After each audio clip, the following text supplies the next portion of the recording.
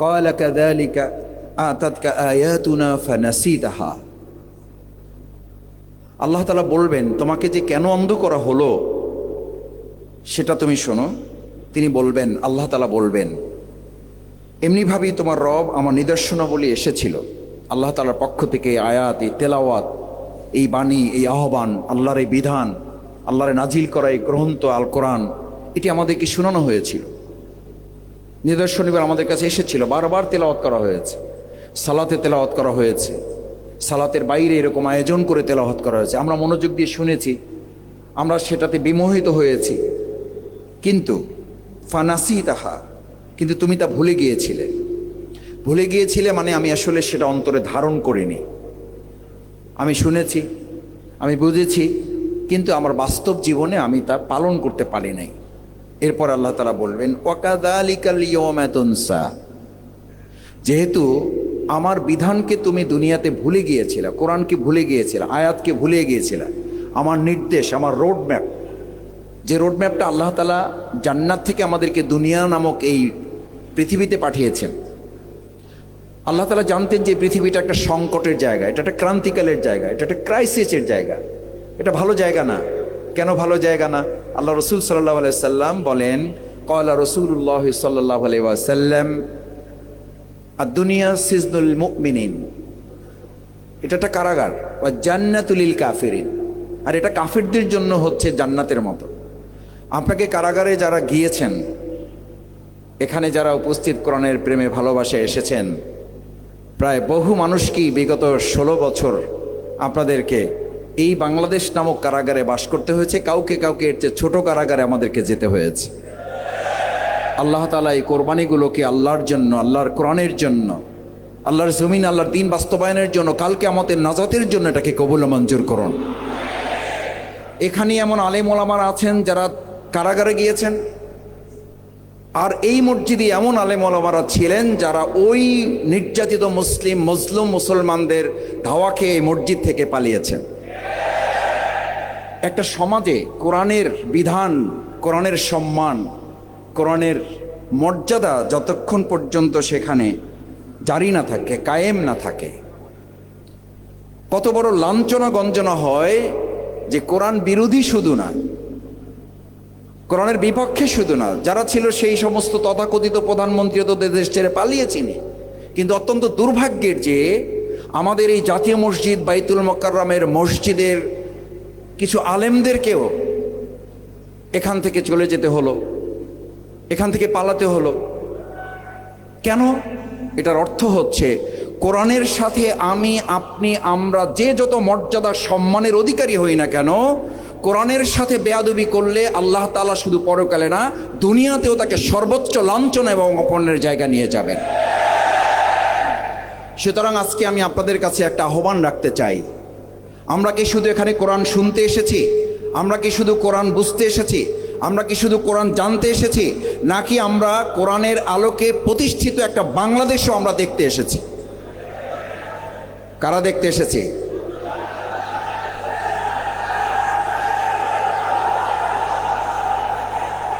মাশাআল্লাহ, আল্লাহ কবুল করুন। আপনারা একটা স্লোগান দেন, একটা স্লোগান আপনারা মাঝে মধ্যে দেন, একটা স্লোগান আপনারা দেন। স্লোগান দিতে বলি নাই, কি স্লোগান দেন? আল কোরআনের আলো ঘরে ঘরে। আচ্ছা, আমি মাঝে মধ্যে জিজ্ঞেস করি, আল কোরআনের আগেও কি আগে ঘরে জ্বালতে হবে নাকি অন্তরে জ্বালতে হবে?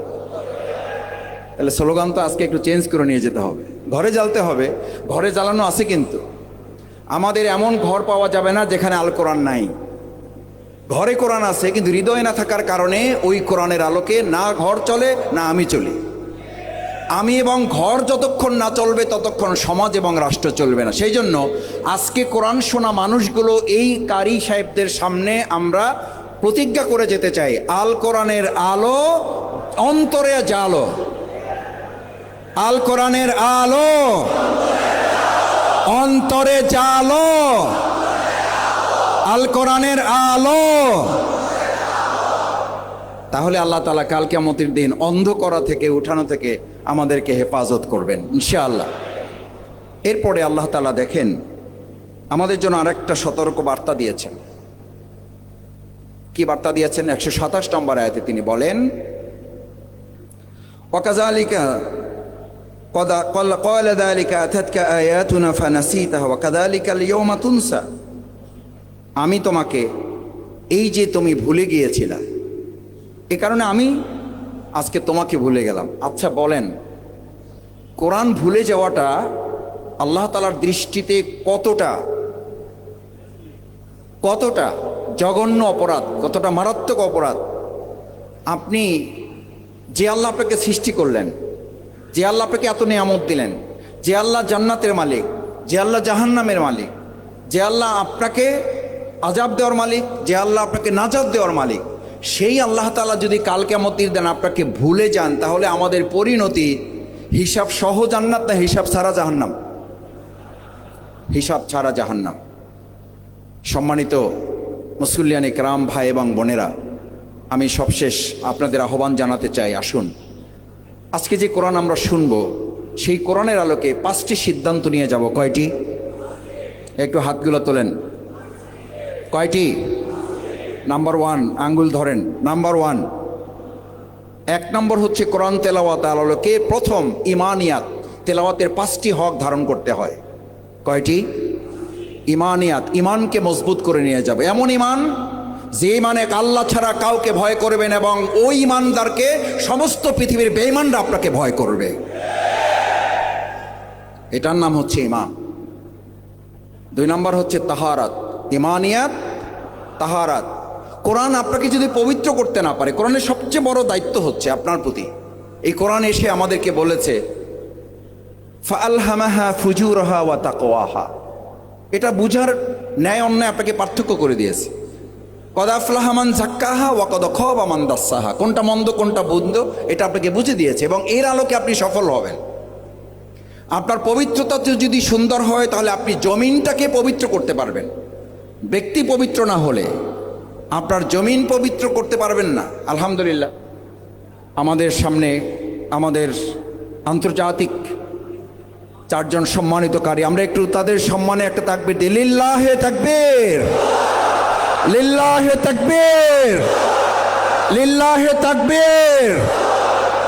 মেহমানদের আগমন, কারি সাহেবগণের আগমন, লিল্লাহে তাকবীর। আলহামদুলিল্লাহ, আমরা সম্মানিত কারিগণের তেলাওয়াত এখনই শুনবো। কয়টির কথা বলেছিলাম? কয়টি? তেলাওয়াত শুনে বাড়ি যাওয়ার আগে কয়টি সিদ্ধান্ত নিয়ে যাব? আল ইমানিয়াত, আমরা ইমান ধারণ করব। তাহারাত, আমার জীবনটা পবিত্র করব এবং তার আলোকে জমিনটা পবিত্র করব। জীবন এবং আগে জমিন না আগে জীবন? আমরা আগে কি চাই? জমিন পরিবর্তন হয়ে যাক। এটা আগে জীবন পরিবর্তন করলেই কেবল আল্লাহ তাআলা জমিন পরিবর্তন করে দেবেন ইনশাআল্লাহ। ইমানিয়াতের পর তাহারাত, তাহারাতের পর সামাহাত। সামাহাত, সহ্য ক্ষমতা, টলারেন্স। এখন পৃথিবী বলে, আমাদেরকে শোনায়, যারা কোরআন নকল করে, ব্ল্যাকমেইল করে, হাইজ্যাক করে, কোরআনের কথা কোরআন দিয়ে বলে না, তারা ইংরেজিতে বলায়, তাদের ভাষায় বলে। আসলে কোরআনের কথাটা হাইজ্যাক করে তারা ব্ল্যাকমেইল করে, কোরআনের কথা বলতে চায় না। হীনমন্য, সংকীর্ণ, কৃপণ পৃথিবীর, এবং পৃথিবীর সবচেয়ে বড় বাটপার এরা। কোরআনের কথা কোরআনের ভাষায় না বলে নিজেদের ভাষায় বলে কৃতিত্ব অর্জন করতে চায়। সামাহাত, সহ্য ক্ষমতা, tolerance is the best teacher. কোরআন আপনাকে সহ্য ক্ষমতা বৃদ্ধি করবে। আমাদেরকে যত নির্যাতন নিপীড়ন করুক, কোরআন থেকে আমাদেরকে 1 চুল পরিমাণ থেকে বিচ্ছিন্ন করতে পারবে না। কোরআনের জমিন এই পৃথিবীতে দেখে না যাওয়া পর্যন্ত আমাদেরকে 1 চুল পরিমাণে সরাতে পারবে না। বাইতুল মুকাররমের এই কিরাত সম্মেলনের ময়দান থেকেই আল্লাহর জমিনে আল্লাহর কোরআনের বিজয়ের ঘোষণা হবেই। এটার নাম সামাহাত।